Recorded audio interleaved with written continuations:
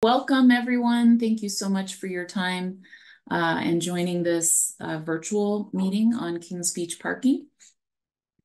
The purpose of our meeting is to gather your input on community parking issues and to provide updates on progress that we have made on the North Lake Tahoe parking program to date. We hosted a similar meeting last night. It was virtual, and we had about 64 participants. The same format that we conducted last night is what we're going to follow today for today's meeting. And then just before we start, I wanted to point out that we are scheduling community meetings for the week of March 18th, and we hope to hold one of those as an in-person meeting and a virtual meeting. So stay tuned for details on those next community meetings. Let's go to the next slide, please. So I'll start by introducing myself. I'm Rebecca Tabor. I am the Deputy Director for the Department of Public Works here in the Tahoe Basin. And I will be presenting the first portion of this meeting, and with me is Julie Dixon. She will be presenting the main part of today's meeting, and she is our consultant, a parking consultant, very experienced consultant. She's worked locally and across the US on parking programs. So we're very excited to have contracted with Dixon, Julie, and her team. My portion to kick us off is to give an overview of the North Lake Tahoe Parking Management Program.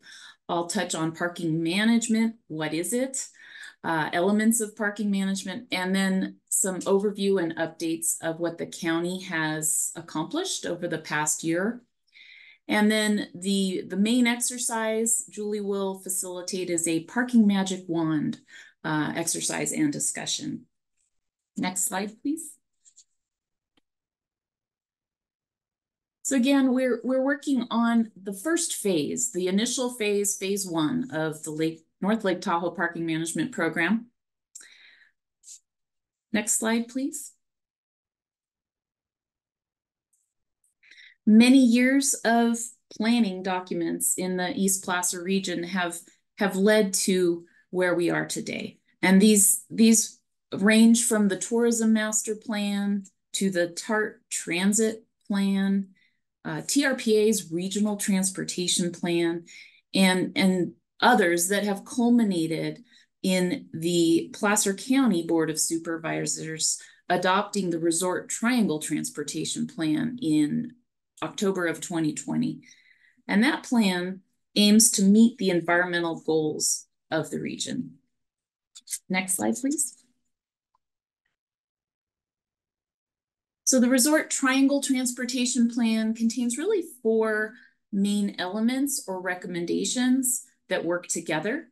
And these are the transit priority along key corridors, which are State Route 89 and 267, moving the big bus along those corridors, managing parking, microtransit, which is TART Connect, and then encouraging commute choices. Together, these elements are intended to reduce the vehicle trips and also improve the environmental quality for the area. The goal is to get people out of their cars more and find more walkable, pedestrian-friendly town centers. We want to make more efficient use of our existing infrastructure, roads, and parking resources. Next slide, please.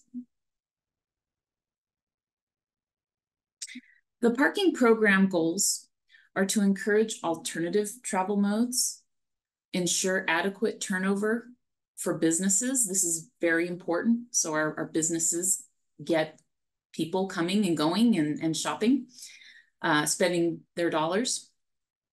Prevent spillover parking into neighborhoods, and then also solve parking related issues, and provide for efficient use of available parking and land. We're not looking to build more parking lots. We're looking to better utilize the existing parking resources. And then also surplus revenues that are generated can fund local pedestrian, bicycle, transit enhancements. Next slide.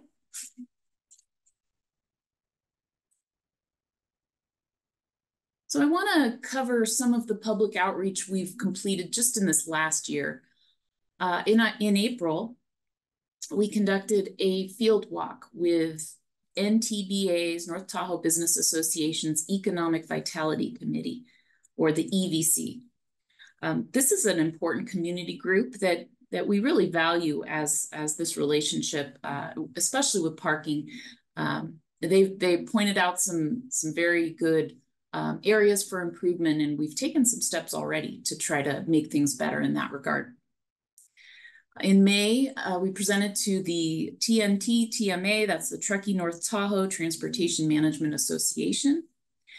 And then in spring, we conducted 3 community workshops. So one was in person in Kings Beach, one in Tahoe City in person, and then a virtual community workshop in July. And then throughout really July through October, we were presenting at the NTCA committee meetings.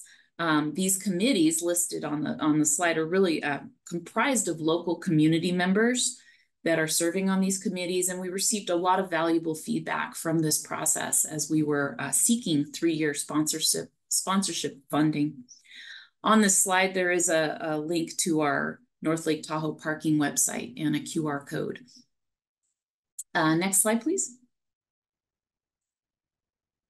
During our virtual workshop in July, we put out a parking survey. And I'm just sharing one of the questions and responses here. We had 88 people take the survey. This particular question is, where do you think the biggest parking problems are in the region?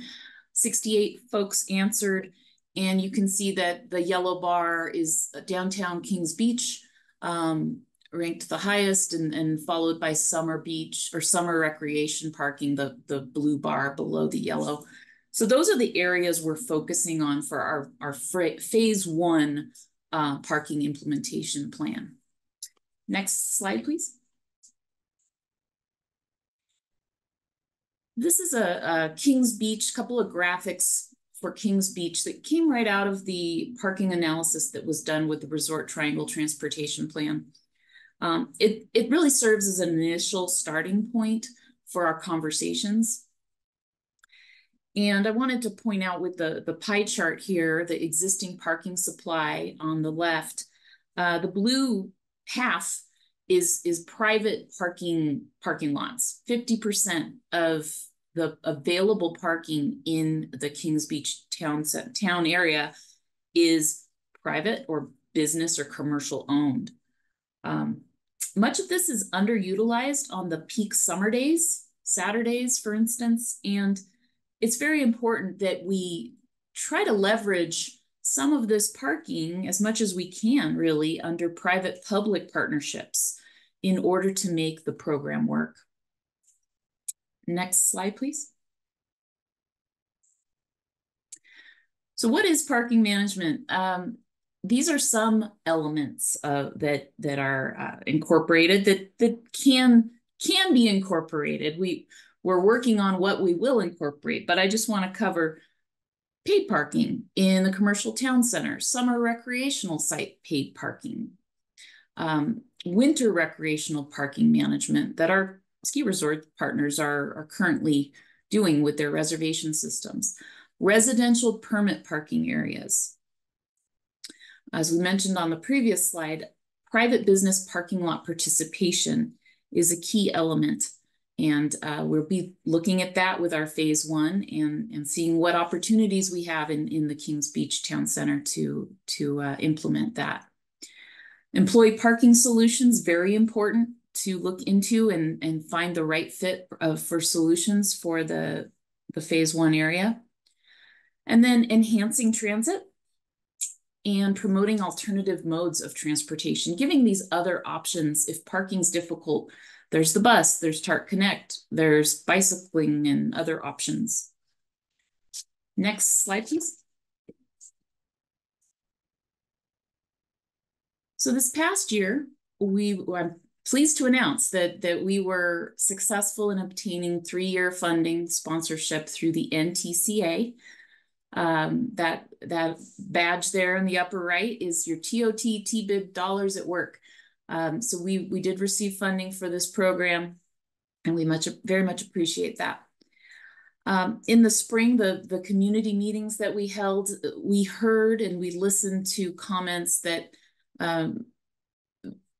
several were asking for a parking consultant, an expert to come in and assist the county with our phase 1 implementation plan. And I'm very excited that we do have Julie Dixon and her team here today. So we've done that.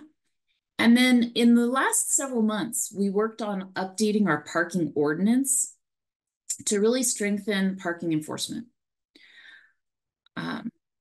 One of these is again, the private parking lot enforcement by a county agreement. This change to our ordinance that we added in our ordinance allows the county to enforce parking restrictions on private property by written agreement.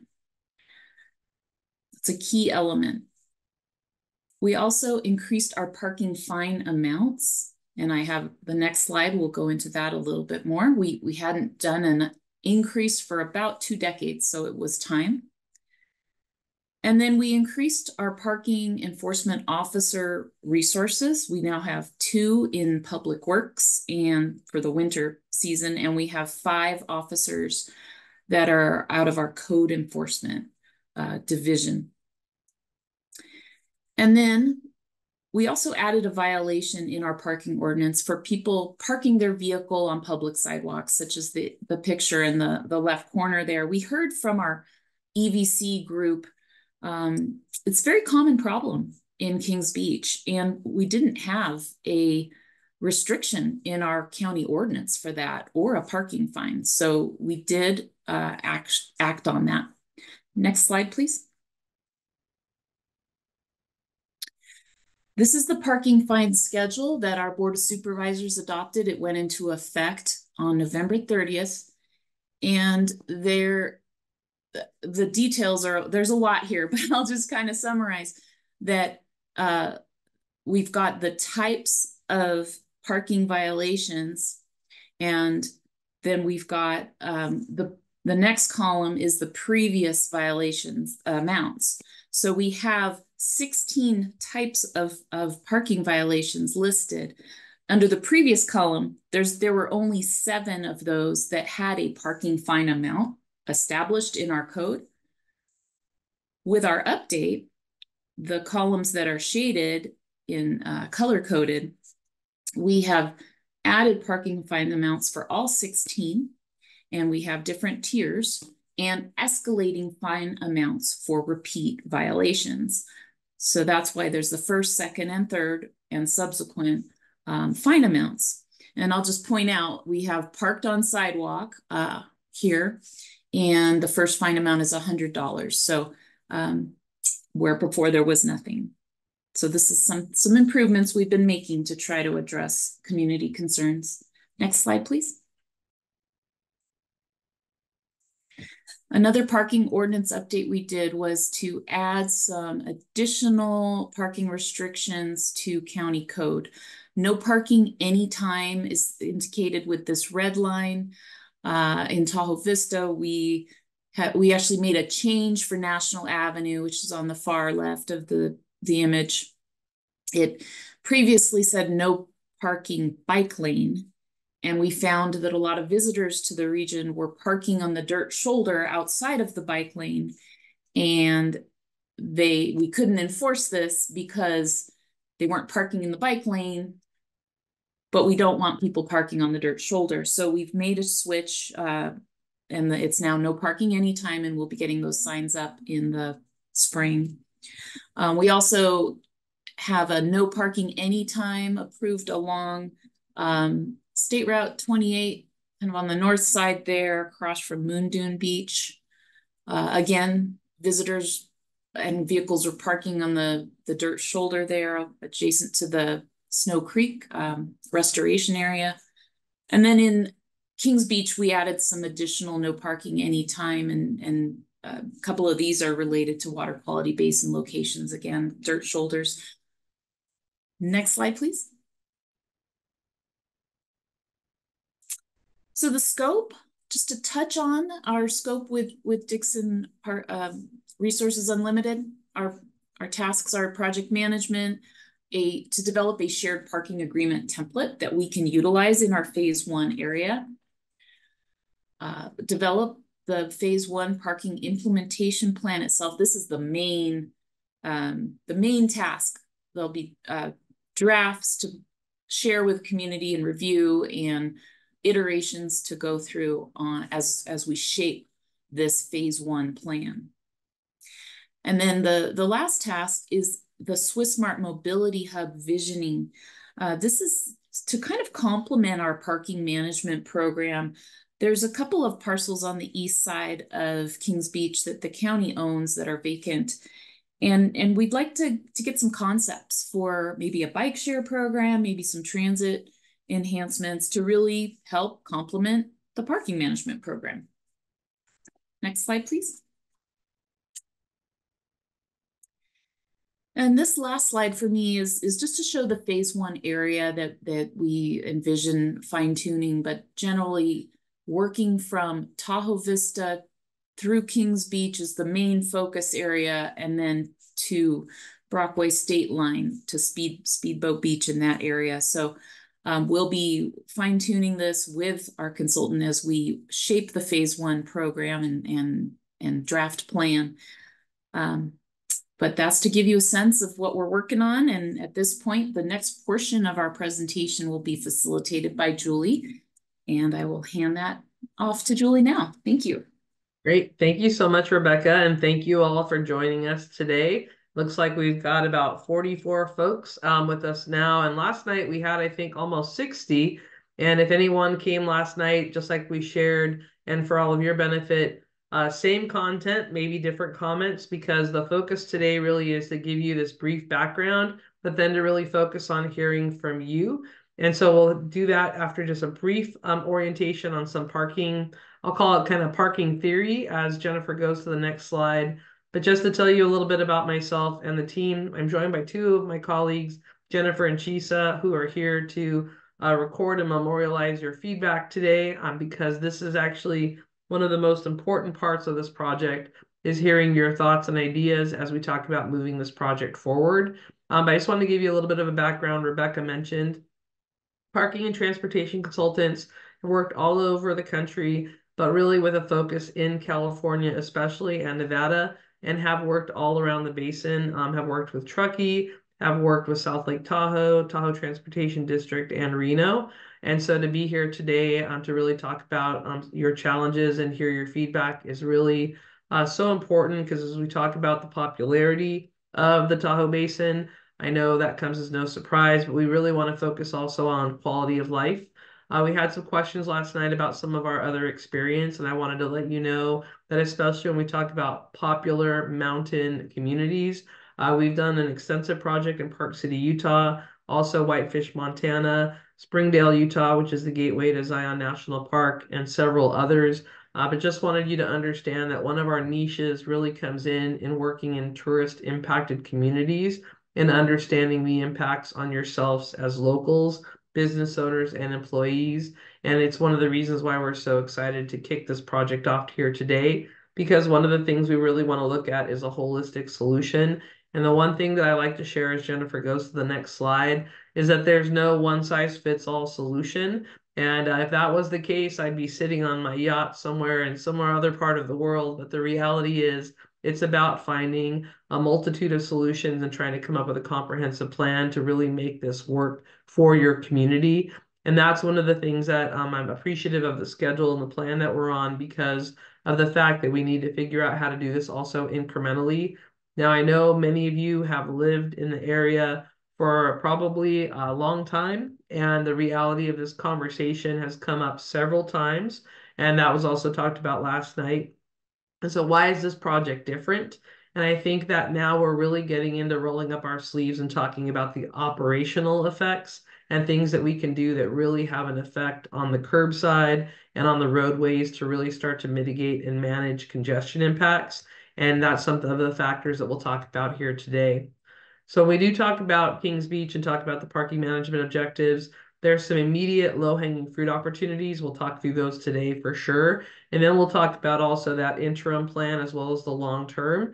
And also, we appreciated the community members that participated last night and the feedback that they gave to us. And I will share with you that no idea is too small nor too big. And it's what we really want to hear today as we talk about your feedback regarding this. When we talk about the parking roadmap, one of the things that's really critical as we talk about rolling this out is data. And that's something too, when we can really start to measure and monitor the impacts of the policies. And it's one of the reasons why when we talk about kind of ripping the Band-Aid off, it's why you've got to take gradual steps.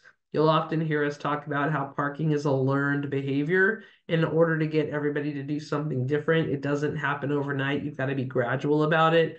And the one thing I said last night too that I'll say again today is that we're all parking experts because we all drive cars. And so that's something too that when we talk about trying to change that expertise, it's something that we do have to do gradually. And the fact is that whole trying to force a square peg into a round hole, that does not happen overnight. And the one other piece I always like to highlight is your area is not going anywhere. Everybody knows it's there. Everybody wants to go there. And so we have to talk about how to manage that demand and manage that popularity. I mentioned that we did a project in Springdale, Utah. And if anybody's familiar with the term the Mighty Five, one of our community members there shared, let's just stop talking about the Mighty Five. We don't want anyone to know we're here. And we kind of jokingly said, well, the cat's out of the bag at this point, and everybody knows it's there and everybody wants to come there. But now we have to talk about how to manage that demand. And so that's something as we talk about technology and the opportunity to really focus on the end user experience. I want to be mindful of the fact when we talk about the end user, that includes you. And in fact, it's such an important priority to make sure as community members that when we think about the impacts on your curbside, in front of your homes, in front of your businesses, those are some of the changes that we're hoping to really have an effect on and something that we can address in the immediate. And that's also something where we talk about that the whole Rome wasn't built in a day aspect of it. Having your feedback throughout this process is going to be critical to ensure the success, because one of the things we want to make sure is that we develop a sustainable and realistic solution as we talk about moving this project forward. So Jennifer, if you'll go to the next slide, we like to talk about the fact that we don't want Band-Aid solutions. The reality is a Band-Aid solution just pushes an issue from one side of the community to the other. And that's why we want to look at this holistically and getting into the proactive stages so that we're not just reacting to the problem, but we're actually getting ahead of the challenges.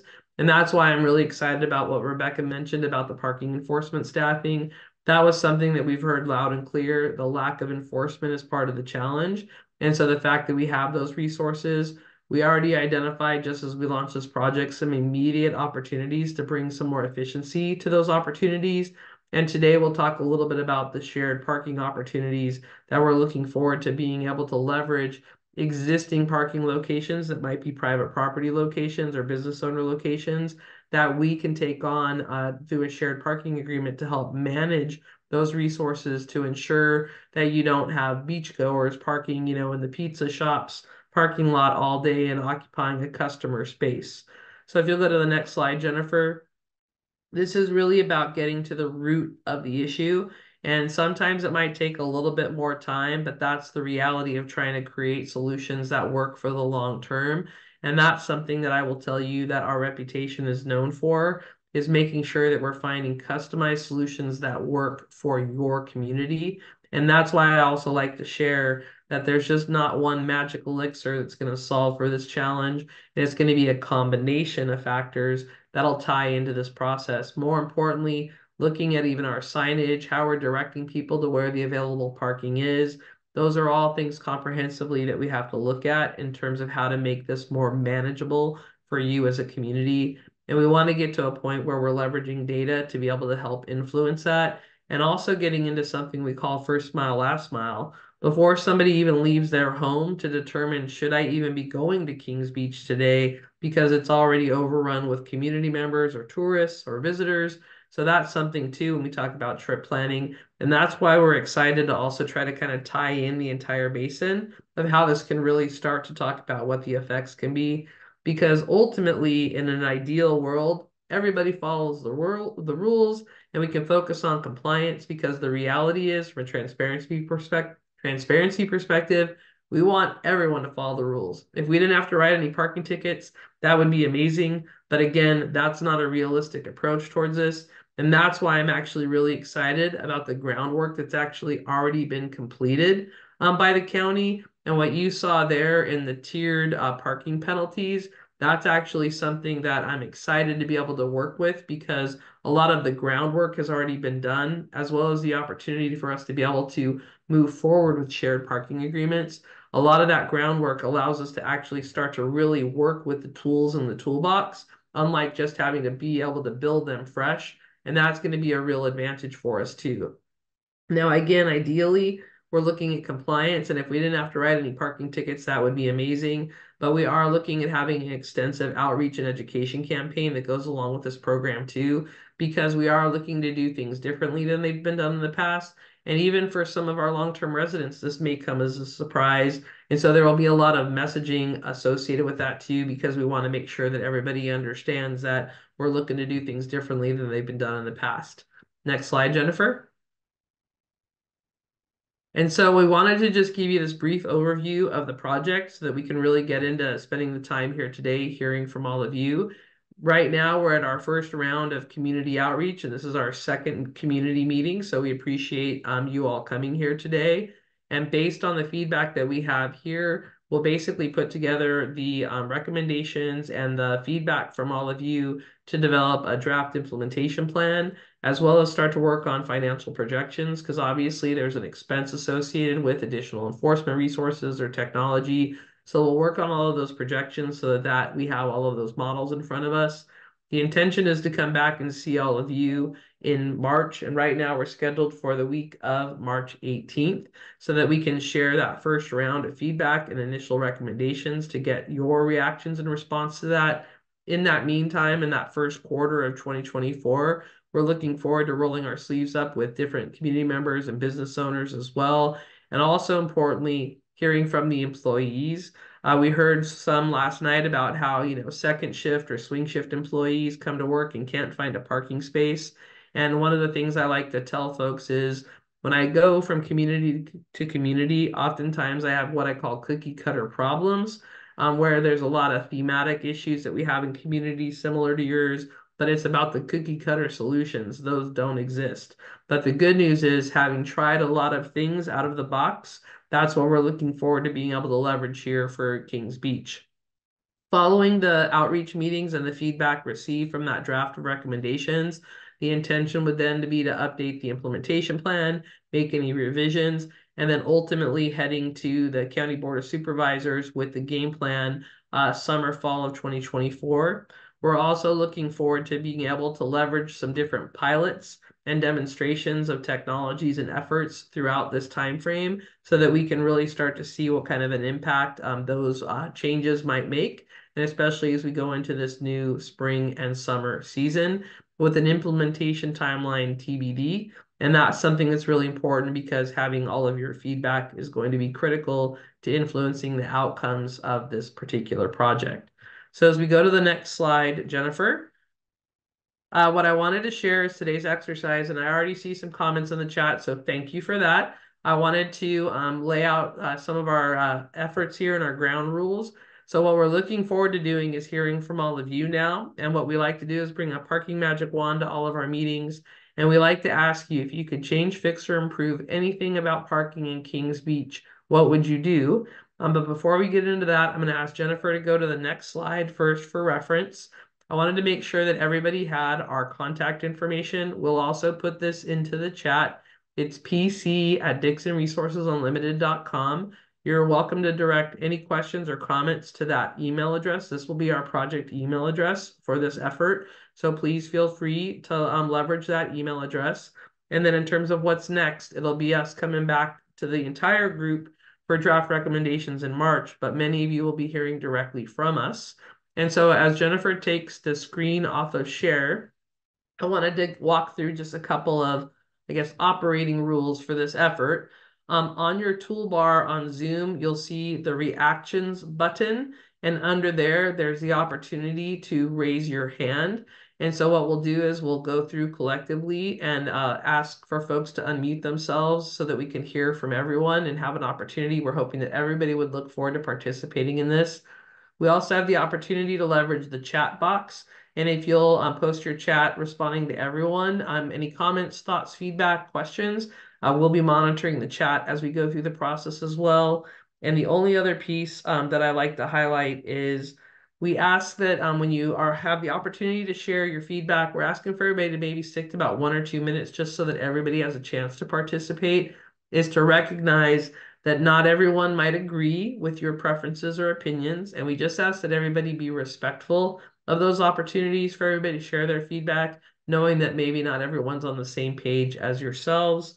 And as I'm looking through the list, we shared the email address. Oh, and there was one other item that came up last night that I'll go ahead and share this too.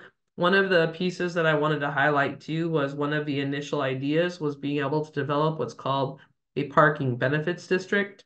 And that's something that where the revenues generated in Kings Beach would then be reinvested in Kings Beach. And that's something that we think would be really advantageous. It's worked really well in other communities, and it's something that we're hoping that we can pursue for this particular exercise. So what I'd love to do is see if anybody wanted to raise their hand and be the first one to tell us what they would use that parking magic wand for. Go ahead and under the reactions button, that's where you can see the hand raise button. And we'll give everybody a moment to navigate to that process. And I'll take a look also in the chat box while we're waiting to see if anybody would like to raise their hand. And I see that Cindy posted in the comments, initial concern of the areas of no parking across from Moon Dunes is that the neighboring properties will be impacted by beach parking in their yards and blocking their driveways.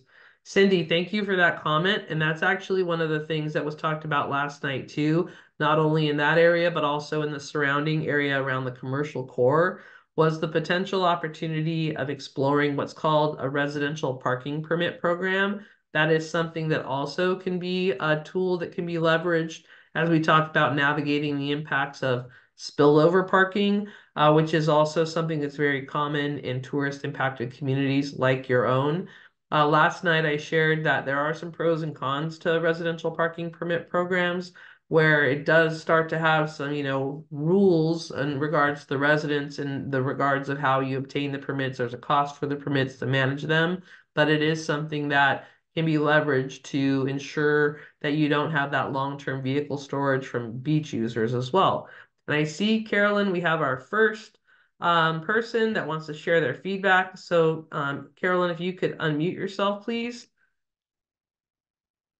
I Carolyn, can you think hear me? Okay. Oh, there you go. Perfect. Go ahead. I think I did. You've mentioned Moon Dunes and National Avenue. The steakhouse is how people know about it. It's West Agatam. You've moved the parking to there. We've got that lovely Tahoe Vista Beach, and there's a lovely parking lot at National Avenue and Highway 28. We need to inform visitors, and please add West Agatam.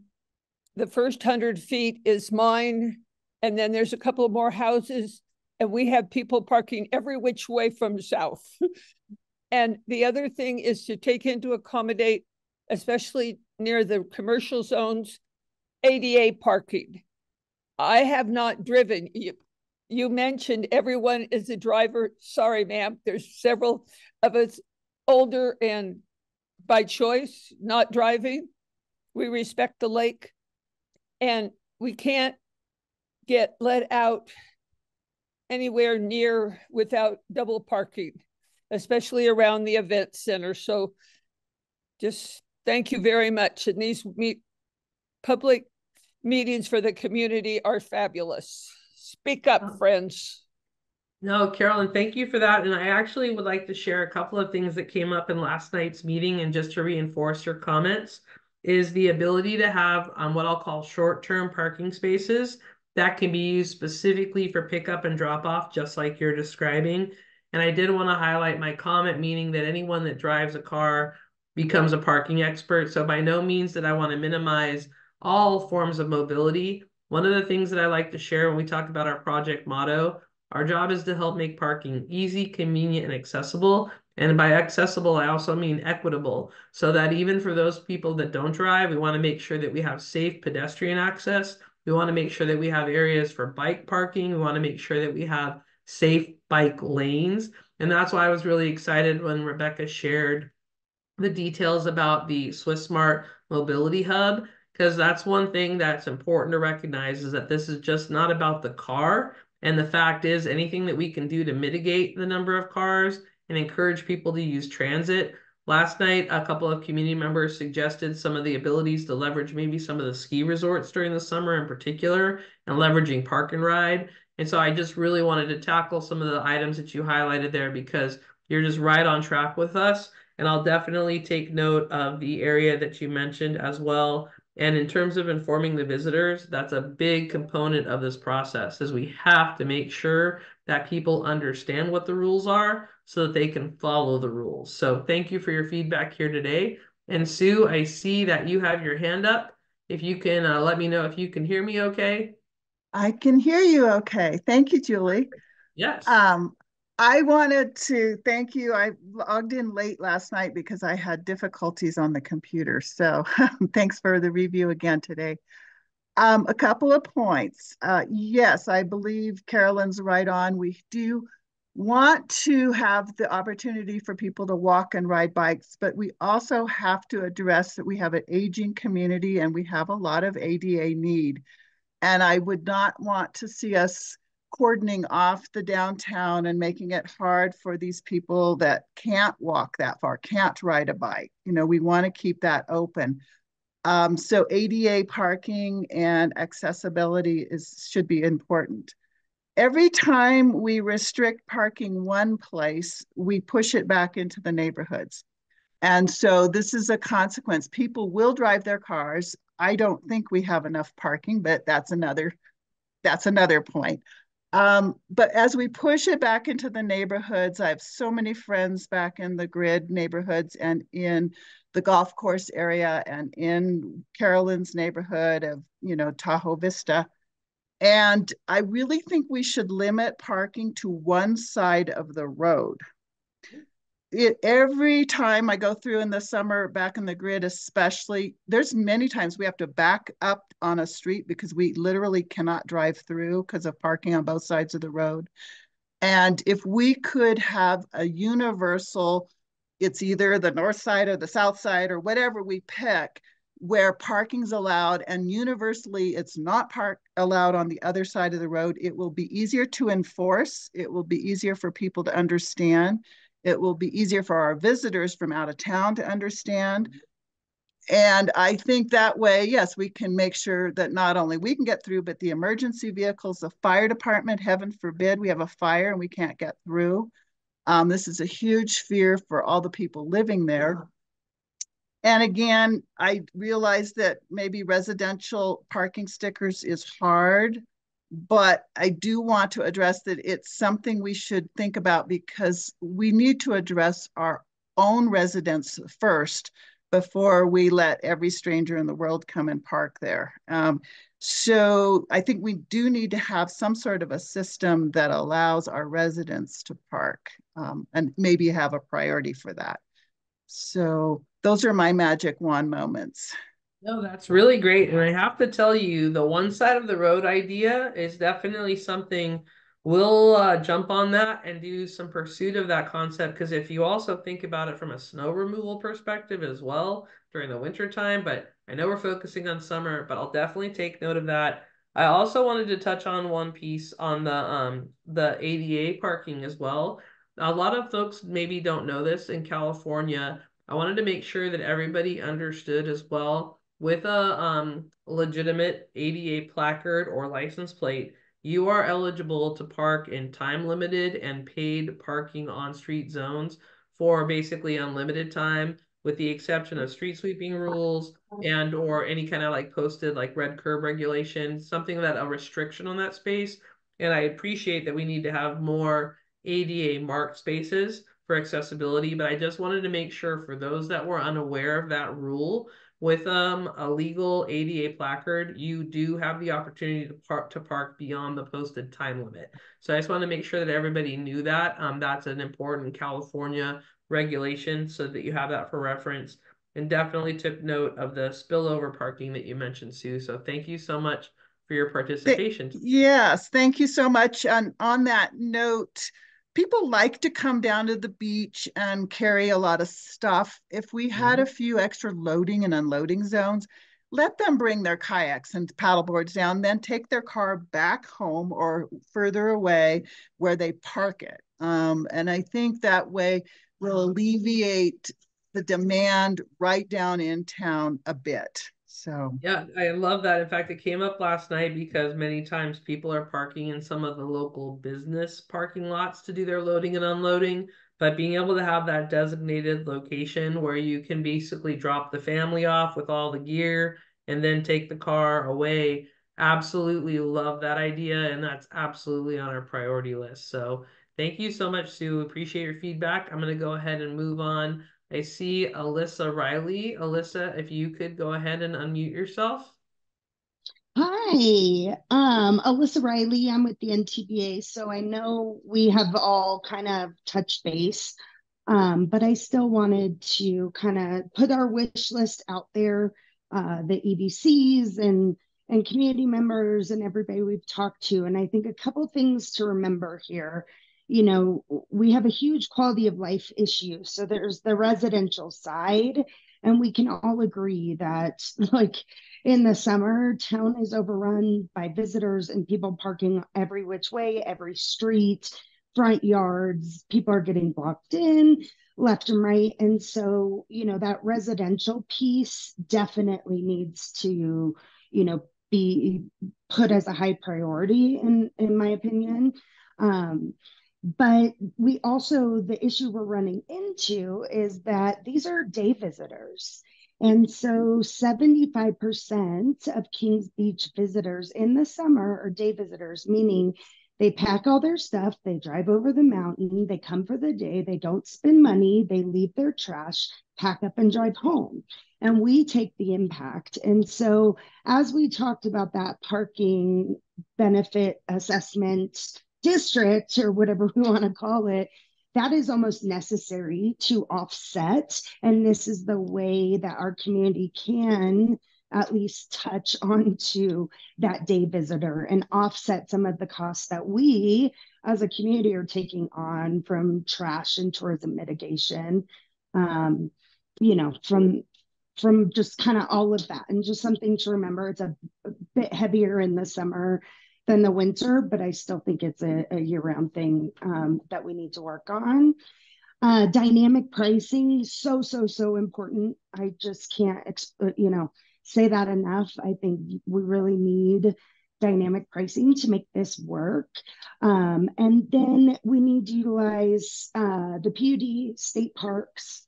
They have, you know, state parks at least has the biggest lot in the entire area. And the more that we can all kind of come together and be brought together as one big parking management district as a whole, as Kings Beach, or, you know, the whole of the district into Tahoe Vista, etc., would be wonderful. And so making sure we're kind of talking to our partners there and keeping them involved and getting their buy-in, I think is extremely important as well. So those are kind of my bits and pieces. Yeah, you're right on track, I have to tell you. So thank you so much for all of that feedback. And absolutely, state parks has a seat at the table. And I also want to make mention of this, of what I mentioned about the ability from the public-private partnership and what that really means. So this will help some of you that maybe aren't a parking geek like me.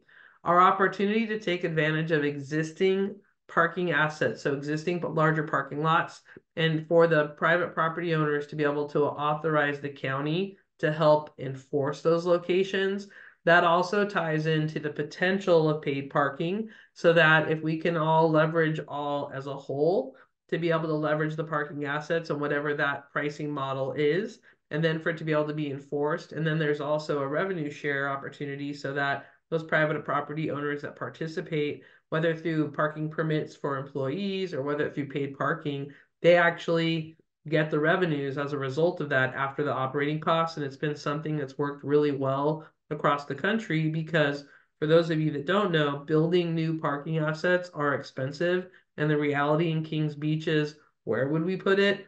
But I also wanted to touch on something that Alyssa said, that for those of you that don't know what dynamic pricing means, it basically means having a model where the rates can fluctuate based on the times and the demand times where the rates can be higher, versus, off-peak times where there could be no paid parking or basically cheaper rates. And one of the items we talked about last night as well was with the business owners, the ability to validate your customer parking so that, again, it encourages that turnover and transition so that we can really focus on the parking around our commercial core, our shops, our businesses, our stores, so that customers can access those businesses. Most importantly, so that our locals, our residents, can actually visit the core and actually have a parking space to go grab a coffee or grab some groceries or whatever the case may be. So that's something we're really excited about this model. And I shared this tidbit at the end of yesterday's meeting as well, is that oftentimes when we work in tourist impacted communities like yourselves, is coming up with a locals benefit of some form. What that could be could potentially be almost anything, but that's something that we'll also try to work into the design of this program as well to make sure that we have something that, again, is easy to understand and something that's also utilized by our residents as well as our visitors so that when we do talk about that trip planning. So thank you so much, Alyssa, for your feedback. And I also wanted to make note, if we have any business owners that are on the call, and if you'd like to share your contact information in the chat, we would be more than appreciative of the opportunity to follow up directly with you to really talk about how this could work. And getting engaged with all of you on some of those details would be appreciated. So I'll take a pause here and see if anybody else wanted to raise their hand. We didn't call on people blindly last night, so I want to be respectful of if you're all just here to listen. We appreciate that. But I see that Rick has raised their hand. So Rick, if you could unmute yourself. Hello. We can hear you. Go ahead. I just wanted to ask about enforcement and just bring up especially the off season and the off hours and see how you're looking at that. I'm imagining as a consultant, you know exactly kind of the things that happen in these, and I'm speaking more to the parking lots because our neighborhood has a pretty good view of what goes on in there. And just for everybody, if you're not really thinking about that, like the lots get used as a free for all. Everything from working on cars to staying in your car all day to partying to doing. We've seen people just living in their car doing drugs for weeks at a time, getting drug deliveries. Guys over ODing. 2 weeks ago, I sent a picture of a guy who's been living in the lot, just getting out of his car in broad daylight. And I'm 90% sure right in front of our house, just taking a piss in the middle of the parking lot in the pervious pavement. And there's no enforcement. And then after hours at 3 a.m., the lot, because there's nobody there, gets used by teenagers to drink and party. And there's campers, there's people parking in trailers for weeks at a time. There's zero enforcement. And so I don't think that that's what the county and the town need.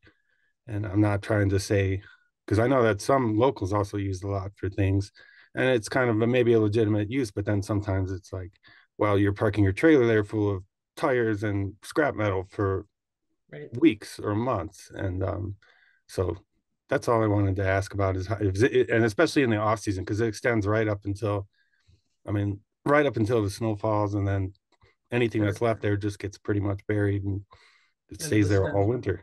So until it melts. No, you've raised some really great points, Rick, and I will say the understanding is there of what the challenges are, and you're absolutely right.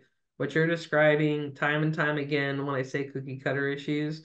But the one thing I want to share that's really invaluable here is when I mentioned that the county has some of the baseline foundation rules already in place. That's something that's to our direct advantage. The fact that we have a no overnight parking restriction there. And you're right, currently the lack of enforcement is part of the challenge. And one of the things that we have to design into the program is what would be considered the expectation that you're going to get a ticket. And that's the reason why the tiered parking penalties is going to be so important for us. Right now, yesterday, we spoke with code enforcement and basically identified some of the needs that we have to be able to more effectively manage the parking lot locations, including the on-street locations. And so while I can't guarantee you that it's going to happen overnight, what I can tell you is we're lining up the dominoes so that we can go out there and effectively manage it. And what I would suggest is that come springtime, we'll have the resources and requirements in place to be able to go out there and consistently manage it. The one thing I do want to reinforce is when we talk about quality of life, when you're seeing the illicit behaviors and factors like that that are happening, please do be sure to call the proper authorities to make notice of that. And I know that it's maybe problematic or a pain to be the broken wheel, but I will just say that, and I know law enforcement resources are limited across the board, across the country, but I just like to say that just because it's happening doesn't mean we have to just live with it. And so I do like to reinforce the fact of, calling and making sure and putting it on record, putting it on notice. And then we'll obviously take this information also back because we're going to be meeting with the sheriff's department as well as we talk about how we're going to make this work. The good news is the way that the county is structuring this program is that we do have resources within the local entity that we're going to be able to do the enforcement. We just have to make sure that they're equipped with the proper tools that are going to help them manage those resources. And then we also have to identify a way that we can manage that overnight parking restriction. So I don't want to tell you I have all the answers today, but what you're describing unfortunately doesn't come as a surprise to me. But I do think that there are some immediate opportunities of things that we can do to start to address that challenge. But I just always like to make sure that we're thinking about public safety, number one, and to just not be hesitant to call and report those issues because of the fact that, again, we just because we're working on this parking plan doesn't mean that you all have to live with that type of circumstance. So I really appreciate your feedback, Rick, and I'll definitely take a note of the details you shared. And the other thing that I will do is looking at the county code, things like working on a car in a public lot or on street, those are typically codes that are written into the county code. So we'll have to dig in and make sure that we have those types of things addressed. And something that we can also look in terms of the signage that's in the parking lots as well, because sometimes you have to actually reinforce some of the signage with some of those basic rules. So that's something that we'll definitely be sure to tackle and continue to identify. So I appreciate that. I don't have an immediate answer for you other than the fact of just being sure that you're reporting it out. And then I think that with the plans that we have coming into play, that will help to address the concerns that you shared here today. Thanks. Yeah, thank you for coming today. Appreciate it. Anyone else want to go ahead and raise their hand? They can use it through the reactions button, and you can raise your hand that way. Or if you're not sure where that button is on your screen, you can also type it into the chat to ask to share your feedback on using the Parking Magic Wand. And I'm just looking here on some of the comments that have come through. Thank you for sharing those email addresses, Nicole. We will definitely follow up with those. Jennifer, just as I'm looking at the chat here and trying to scroll through, were there any other bits of feedback that we should share from the chat?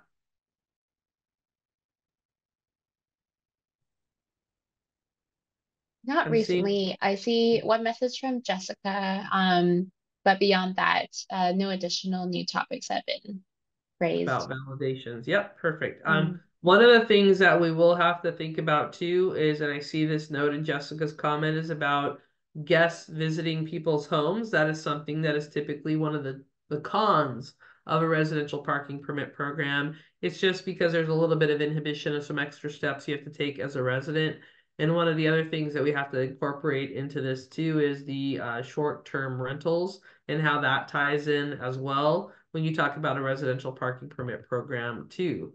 So I wanted to take a moment here and see if anyone else wanted to pose a question in the chat or see if anyone else wanted to raise their hands. Oh, I see a hand clap from Jessica. Thank you for that, Jessica. Did anyone else want to share what they would use the Parking Magic Wand for? Hopefully we've just done such an amazing job of covering all the topics from last night. But I do want to make sure we'll repost the PC at DixonResourcesUnlimited.com email address, and we will take note of the email addresses that have been shared.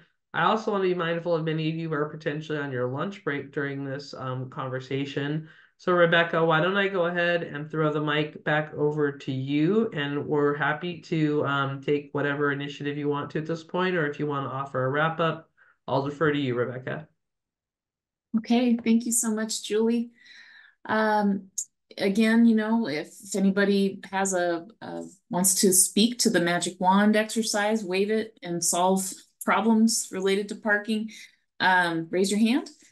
I just want to thank everyone for their participation and taking their lunch hour here with us and sharing their thoughts. So important that we capture these ideas and these parking concerns.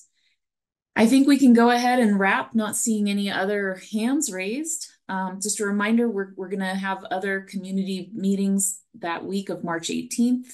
We'll be posting details on our website and through our county PIO office, Nextdoor, social media, and our North Lake Tahoe newsletter. We look forward to just continuing these conversations regarding parking. Thank you so much and enjoy the rest of your day.